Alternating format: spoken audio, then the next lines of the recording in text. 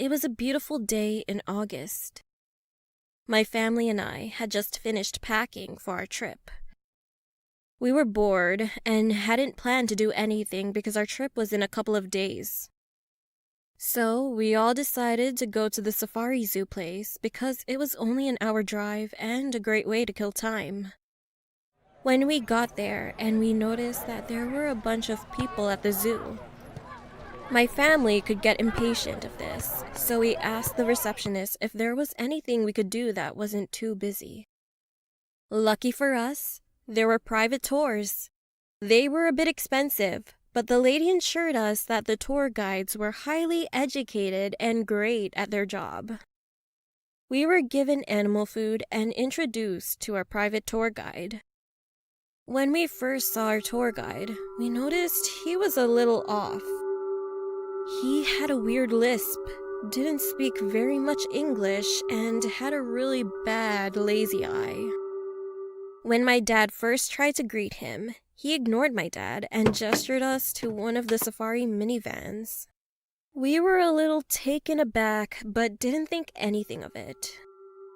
Once we got into the van, we noticed that there was a bad smell and a bunch of animal food on the floor. He started driving before we could get our seatbelts on. We first passed by lions and hyenas. It was all really cool. There were also a bunch of vans and tour buses behind and in front of us that were taking all the attention of the animals. Out of the blue, the tour guide turned onto a trail that no other buses or vans were going on. My dad got a little suspicious and asked the tour guide where we were going. The tour guide replied with elephants, shortly because once again he didn't know English very well. Well, we really wanted to see the elephants at that time, so we all got excited. After a good 10 minutes of driving, we noticed that we had seen no animals and no other tour guides, just a never-ending forest. My mom, who has paranoia, was getting worried and repeatedly asked the tour guide where he was going. But then, he never answered. All of a sudden, he stopped the car and said he had to get something from the back of his car. My dad was getting red flags and watched him from the rearview mirror. And then, my dad hopped into the driver's seat, locked all the doors immediately, and pressed the accelerator to the floor. With a fearful face that I've never seen before like that, we were all slammed into the backs of our seats. "What's going on?" my mom yelled. "I saw him holding an axe," my dad yelled back. We made it back to the safari and to the receptionist.